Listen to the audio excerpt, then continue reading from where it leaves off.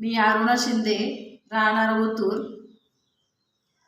आणि मला स्वतःला आहे ना मोतीबिंदूचं ऑपरेशन सांगितलं होतं डॉक्टरांनी. 1 महिन्यापूर्वी मी ते अमृत ज्यूस घेतलं आणि पिते पण आणि डोळ्यात पण 4-5 वेळा टाकलं आठवड्यातून. तर मला पुन्हा चेक केलं 1 महिन्याने, तर डॉक्टरांनी सांगितलं मोतीबिंदू नाही आता. आणि त्याच्या अगोदर मला किडनी स्टोनचा त्रास होत होता 4 महिन्यापूर्वी. तर ते स्टोनसाठी मी काही थोडी औषधं घेतली आणि रियांचा अमृत ज्यूस सतत घेत राहिले.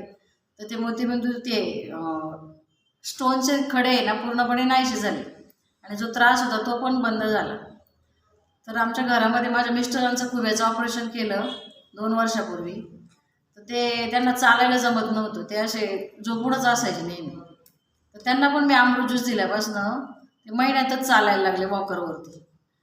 त्यांचं ती जखम भरत नव्हती, ती पण पूर्णपणे भरून आली. त्यांनाही शुगरचा प्रॉब्लेम आहे, ती शुगर पण त्यांची नॉर्मल झाली, माझी पण नॉर्मल झाली. माझाही शुगरचा त्रास आहे. तसं माझ्या सगळ्या कुटुंबाने हे औषध घेतलं आणि सर्वांना त्याचा चांगला फायदा पडलेला आहे. तर प्रत्येकाने घ्यावं. मॅडम तुम्ही किती दिवस घेतलं? मी आता 4-5 महिने पूर्ण कंटिन्यू घेते.